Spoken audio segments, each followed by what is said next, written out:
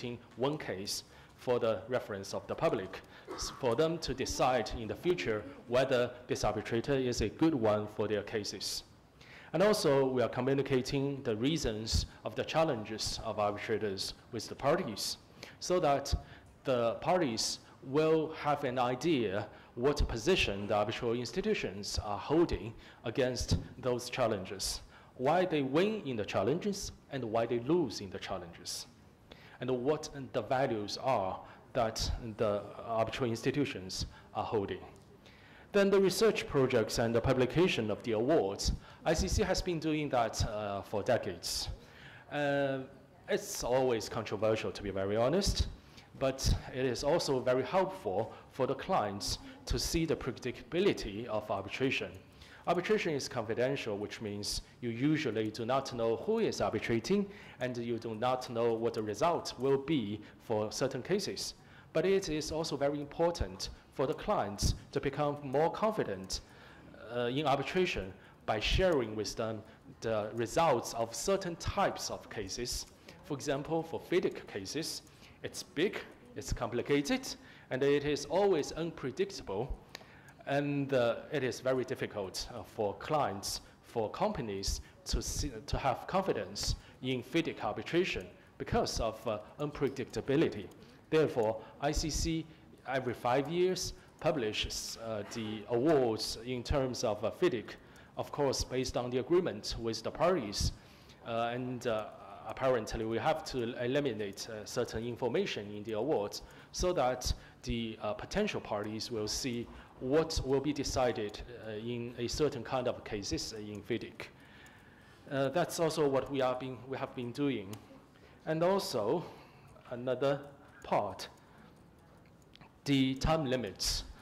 In order to address the concern of the long time period of arbitration, ICC has adopted the expedited rules in order to address that concern.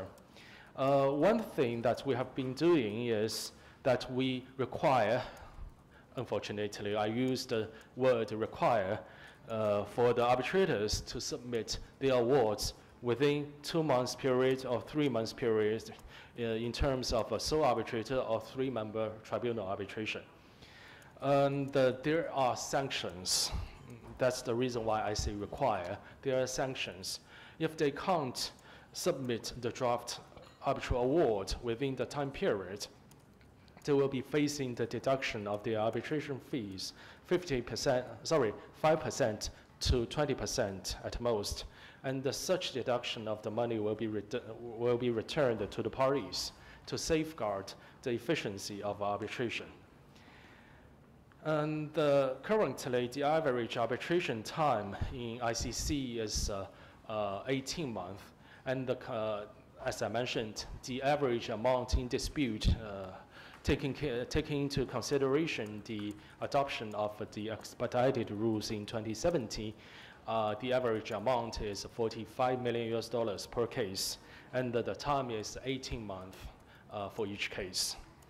We are very proud because I can put it in this way, because most of the arbitral institutions globally recognized use around 12 months for each case, but their average amount in dispute is usually less than $10 million.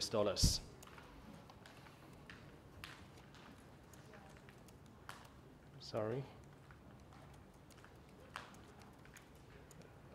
Could you help me? Thank you very much. The next one, scrutiny. Yes. Oh, I'm sorry. It's next one, please. Next one, please. Thank you. Thank you. The scrutiny is also the feature of ICC arbitration. We look into the awards very closely to ensure the quality of the awards. We admit that it is very important to have efficient and effective arbitral proceedings, as we have been doing to safeguard in our rules. But it is also very important to make sure the quality is safeguarded, in particular in the cases, in the big cases, as ICC has been doing. Therefore, we scrutinize the following categories of the contents of the arbitral awards before the arbitral awards can be notified and issued to the parties, including the calculation, interest, costs, relief, due process, and the enforceability, which I trust Kevin will share with you in the later stage in more details. And the next one, as I mentioned, states ISDS reform and related issues. The purpose of ICC's involvement in this kind of efforts is to make the small circle, the closed circle, a more open one to safeguard the interest of the whole community. ICC has been involved actively in the UNCITRAL Working Group 3 to participate in such reform. And further, myself, I participated in some trainings delivered by ICC and the United Nations to developing countries to modify their bilateral investment treaties, so as for the interest and the level play field for all the countries and the companies. Then news, which we are going to have. Could my colleagues help me to put it to the next slide?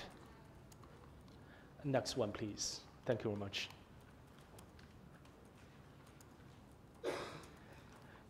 This will be the last substantive slide.